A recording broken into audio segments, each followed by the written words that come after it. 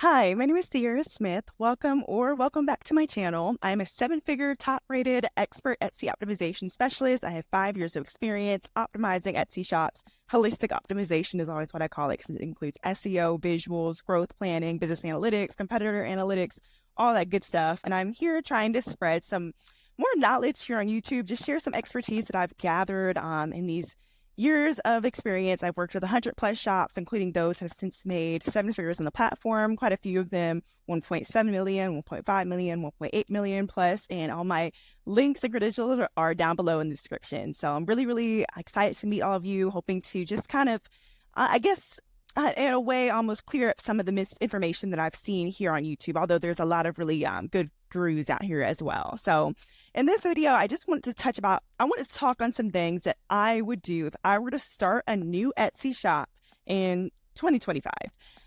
These are things that I would 100% do, and these are things that I advise all of my clients to do who come to me with new shops or who come to me with shops that are not performing well. And in the field of work that I do, that's pretty much the bulk of my clientele. Or the shop is probably not doing that well, or they don't have a shop and they want a shop that's going to do well. So in this video, I just want to show you guys and walk you through a few of the steps that I would do essentially for that shop so that they would be positioned on a very strong foundation to succeed on Etsy. Have this page up just to kind of show you guys a bit about some of what I'm doing here online, just to, I guess, in a way, just show a bit of the expertise. So, because I know for me that matters a lot. I just don't want to listen to anybody on YouTube. So these are my pages. Again, the links are down below.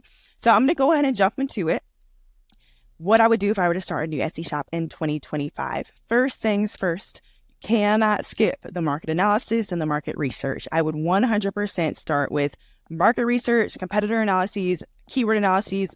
All of that can honestly be bulked under just like a market analysis. My favorite tool to use is EverBee, which is what I'm showing here to you right now. I do pretty much use all of the tools, and I have at some point EverBee, Sales Samurai, E-Rank, Marmalade, Crest. There's a lot of them out there, and I pretty much have tried all of them. And I think EverBee is pretty much, I would say they're the winner in my opinion in terms of keyword research, keyword analyses. Typically, I just find that their metrics tend to be the most helpful, tend to be the most accurate. They have a lot of data that Etsy clearly sells to them more than pretty much most other tools that I've looked at. They just have a lot of keyword data, and I love their keyword score column right here. This column essentially is like a live market gap analysis. And if you've ever worked with me, that is one of the most important things you can do as a new shop is find a market gap to position your product mix in. And this keyword score column essentially, it tells you like relative market saturation. Like it tells you like how many competitors are showing up for each search volume or each keyword. And it is super valuable. So I'm going to kind of try to walk you guys through these steps a little bit in this video without it getting too long. But EverBee is 100% my favorite tool. Keyword research, if you want to just go in here, you can type in pretty much any keyword. Ideally, if you have any kind of idea as to what kind of product you would want to sell, you can just type that keyword in there, very short tail keyword. Ideally, you can get started on Etsy, type in the keyword, see what Etsy's recommending, and then you can throw that back in over here. I was kind of walking the experience a little bit as well.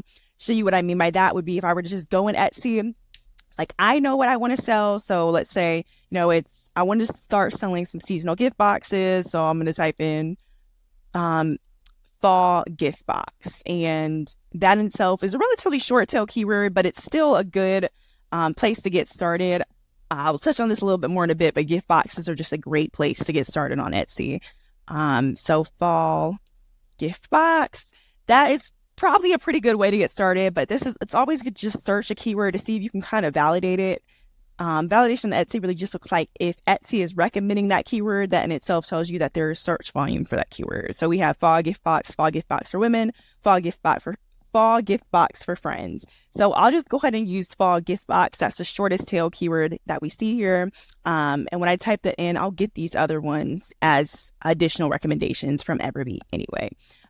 So let's say I typed that in the keyword research, I always will filter it as well just to kind of clean up the data right here in EverBee. So I would normally filter it to additionally just be that keyword because if you go in EverBee, you'll notice that they recommend a lot of really random keywords sometimes, which are clearly what people are searching, but it's just not valuable data a lot of the time. It's just not how people are searching. So I will normally also go in here, I'll put in like a minimum of 20 search volume. I'll actually put in a minimum for competition as well, because that additionally will thread out some of those keywords that nobody is really searching. Like it's not even plain English. It's just weird. It's just mess that Etsy is either recommending or people have typed in or they've clicked on. And it's just Etsy's, there's so much I could go into all of that, but I'll pretty much just walk you through that process right now. And then the keyword score, 100 is a good minimum. That'll really weed out a lot of that data, and it'll kind of really output pretty quickly those keywords that have that relatively low market saturation. So I also would like to order it by keyword score descending. And this, once I have this data, like that's just a really, really good place in terms of trying to get started. Like I know what I need to start with searching on Etsy. I can look at those products and then I can start creating products that essentially mimic those products, but then exceed them. I'm going to dive into that a little bit. So we see the first keyword that we're seeing here with a really high keyword score is Hygge fall gift box. This is not at all surprising as somebody who spends every single day on Etsy. Hygge is a huge trend. It's coziness, it's warmth, it's a Danish term, and it is massive on Etsy across like all gift boxing spaces. I just had a shop that we worked on, and she started out with, of course, seasonal gift boxes. We incorporated this Hygge aesthetic, and she was hitting $2,000 in revenue within 10 days on the platform. And that's just, if you've never been on Etsy before, that's pretty impressive numbers. And we were able to do that just by essentially integrating what already has been a trend on the platform. And it looks to be a trend that's going to be here to stay. So Hygge fall gift box, cozy fall gift boxes, care package for her, fall gift box decoration, cozy fall gift box. This keyword score column, I'm telling you, is extremely valuable. And I always try to take these tools with a grain of salt because they are third party. So sometimes it can make a keyword look like it's better than it is because it once was doing well, but it's not anymore doing well. The best way, like I said, to validate that is if you can see that keyword and then type it in Etsy. If Etsy is recommending it, again, that's tends to be validation right there that is something people are still searching. Once you start putting listings up, of course, you want to use your shop's internal data at that point, and that'll show you what keywords people are searching to find your products, and that'll in itself will be that validation. Is that keyword something people are still searching? This is kind of just an example of some of the random things that Etsy will recommend to you based on. It tends to be when there's a lot of traffic on the platform like it is right now.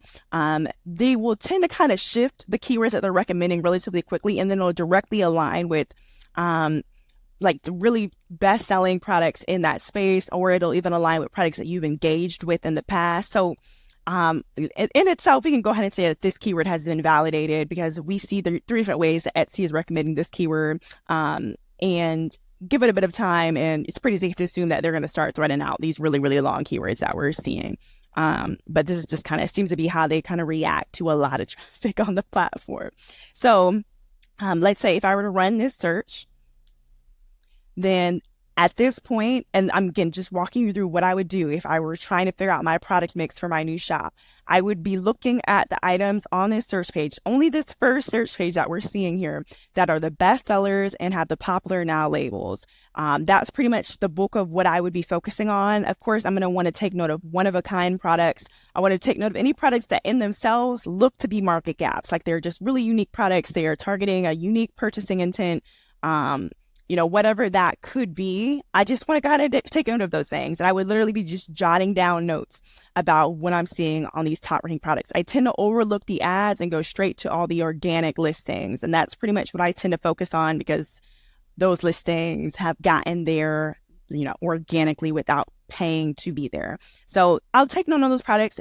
Typically, I will actually click into each listing and then take even deeper notes. I really go into a deep dive competitor analysis. I will analyze the keyword strategy. Let's say if I go ahead and click into one of these listings that is showing up here, and for what it's worth, that is the store. That's the new one. So that's why they're showing up there. So that's just exciting just to see them doing well already on Etsy. So that's the new store that I was working on. So this is the top ranking product that I'm seeing here in this space that is ranking for that Hygge fall gift box search term. So I love to just take note of the keywords that I'm additionally seeing here in the title. That's a pretty hefty chunk of SEO. I also like to look at all the tags. So if you scroll down to the bottom of the listing, you can see the tags that they are manually inputting, the first 13 tags under explore related searches. And then we can also see some of the tags that Etsy is automatically generating based on combinations of their different tags that they're using, as well as the category that they've selected. So lots of really good data here. And I would definitely take note on all of these on those top ranking products and just literally jot them down so that you can do additional keyword research as you would like, but then also just know these are keywords that you would ideally want to be threading into your listings.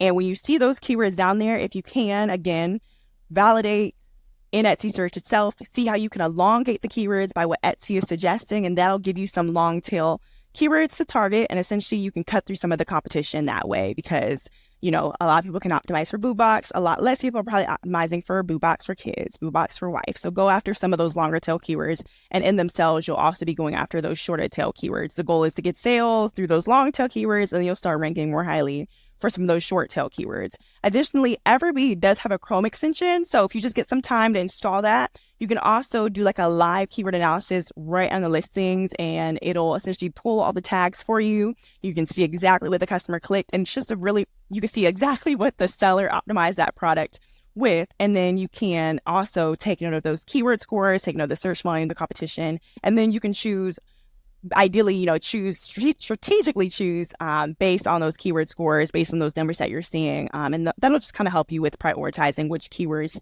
to really go after. So again, that is another reason I'm just a big advocate for EverBee. So I let it load a little bit more, and now that analyze listing button is up, and this is from that EverBee Chrome extension. So again, we can go in and see some of those keywords that they're optimized for. These are the tags. So care package, fall gifts, gift basket, thinking of you. I just love to get a lot of keyword data here at the beginning, so I have a really good understanding of where those market gaps are at. 380, now that's the market gap. We can look at what that is. Who got gift box? Not a surprise. So again, that's some additional validation. Okay, that aesthetic is a gap. A lot of people are searching for it, and there's still relatively low competition. I mean, in comparison to what we're seeing among here. And then if you want, you can also look at some of those stats as well to get a feel for how that listing is performing. This looks to be a new listing. So this is pretty good for a new listing. And so that's some validation if you just want to make sure a product is doing well. But if they're ranking that highly in search for a relatively short tail keyword, it's normally kind of safe to assume they're doing well. In addition, we have this label here, in demand, 5 people bought in the last 24 hours. That's some validation right there as well. So these are just kind of things to take note of.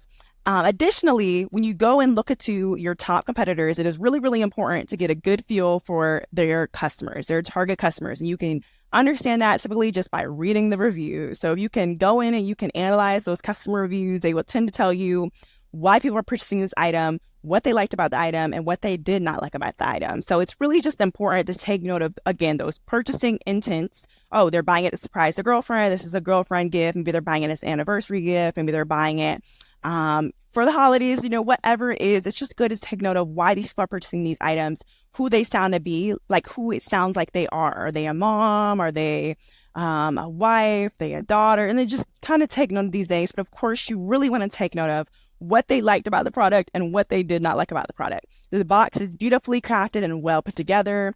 Everything that was advertised showed up as described. Definitely be ordering again. Customs, like it's just, there's different things in here.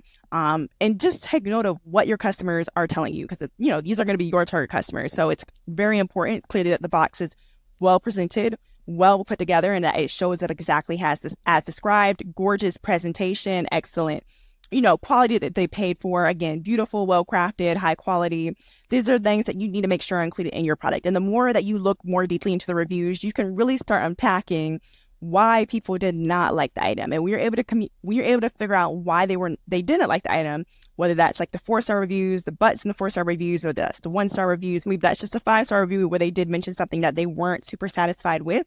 At that point, take note of those things as well, so that you know what you need to implement into your own products, so that you are coming to the market right off the bat and you are the most competitive. But that's not enough. You can't just have a product that is better than your competitors. You also have to make sure that it's extremely clear from search, like from that search page, that your product is more competitive. So it's not enough to just offer personalization if you're not going to showcase it. It's not enough to have a beautiful package with personalized packaging if you're not going to showcase it on that cover photo, or you're not going to mention it at the beginning of the title. These are things that you have to keep in mind. You need to communicate that value from search. And when you do have that good understanding of what your target customers' competitive advantages and pain points are, their purchasing intent, when you understand what they care the most about within those products. And you can also, of course, use ChatGPT, use your favorite AI tool to just feed a lot of reviews in there and tell you that information. At that point, you'll have a really good understanding of what you want to communicate from search. What do you want to visually showcase on that cover photo? What do you want to explicitly state in text on that cover photo? How are you going to use your cover photo as the advertisement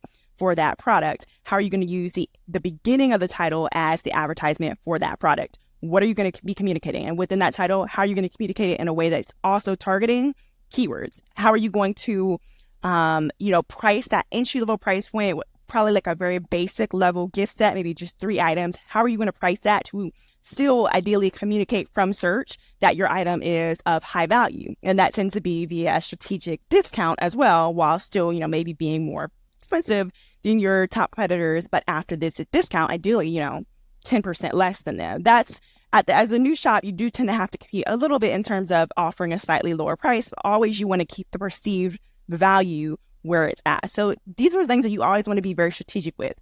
Beginning of the title, cover photo, entry-level price point, and then probably that listing video as well. I like to additionally communicate whatever value was not already communicated within those three spaces.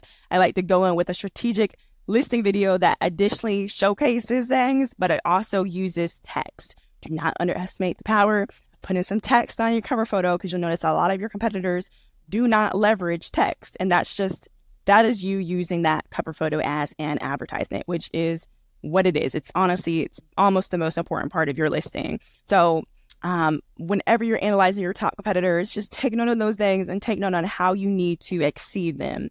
And always try to let your target customers tell you what you need to do in order to exceed them. And don't be afraid to be outside the box of your cover photos. In addition to the text, you can also think of ways to maybe showcase different angles, different views, maybe use a collage, maybe showcase the backside of the product if it elevates that gifting experience or just that product experience.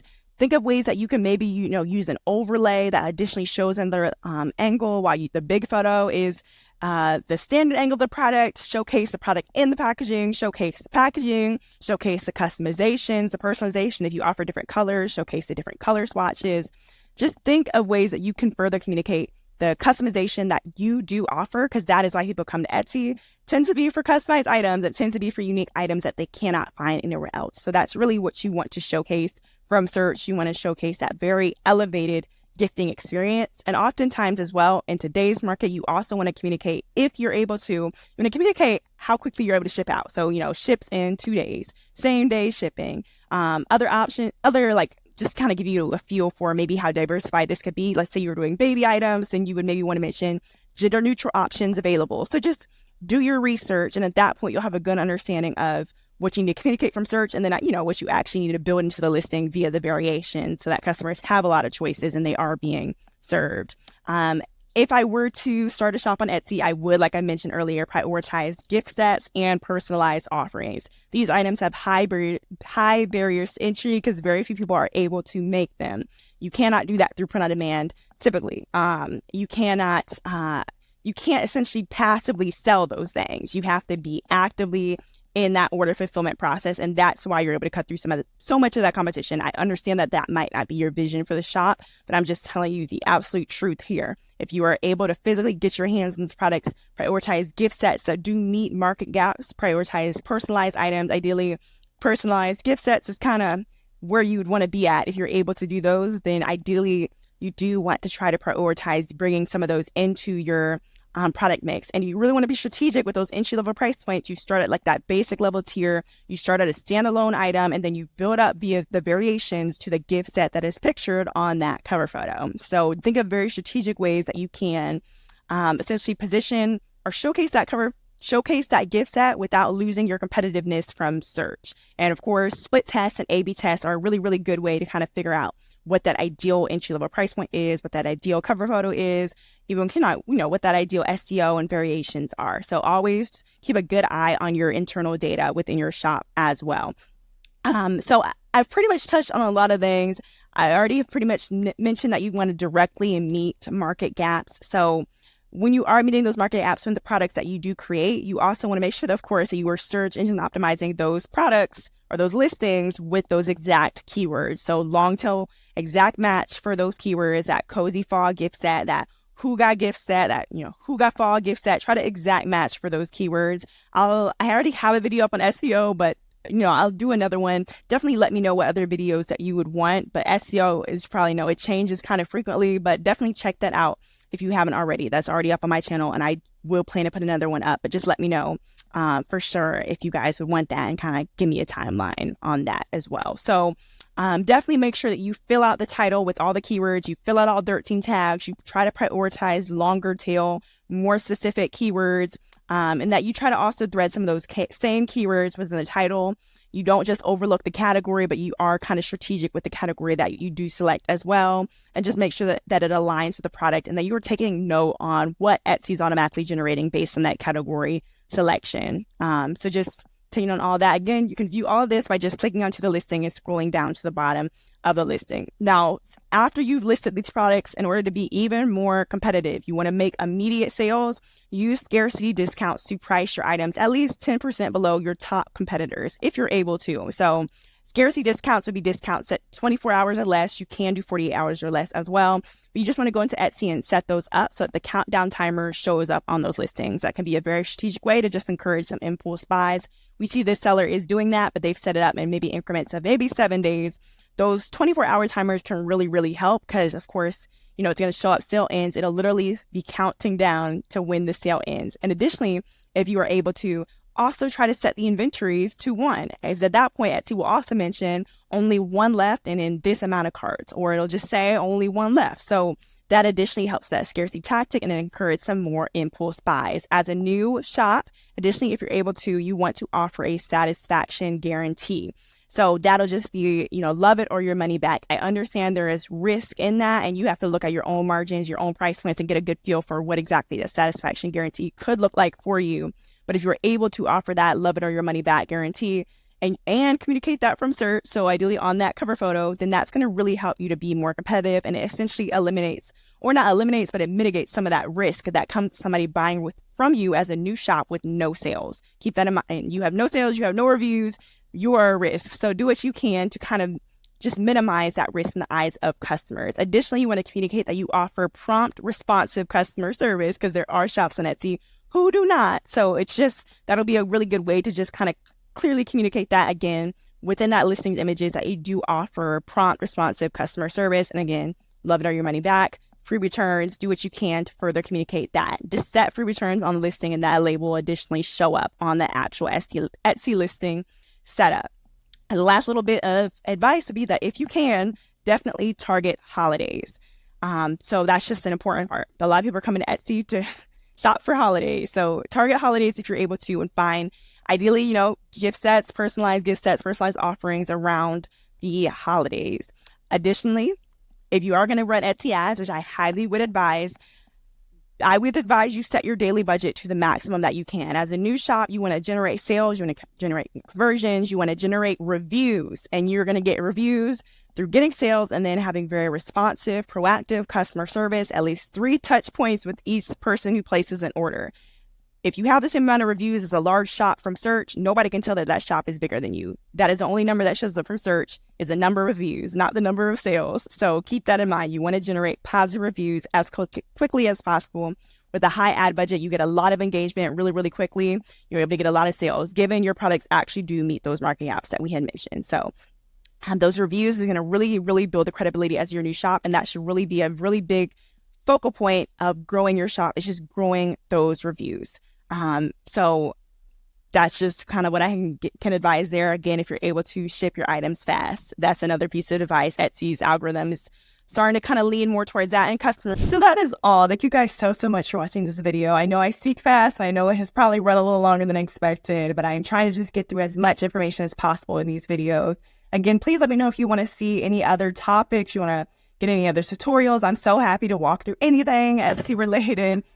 Feel free to reach out to me. I have all my links down below, so I'd be happy to work with you. You can hop on a call, can discuss some things, see how we can help each other. So it was really, really nice, virtually meeting you through this video. And I really, really hope that you'll subscribe, let me know, if this is the kind of content that you'd like to see. Definitely leave a comment if you're able to. That would just really, really help me to just understand that this is actually reaching some people. So thank you so, so much for watching. I really look forward to seeing you on the next one. Bye.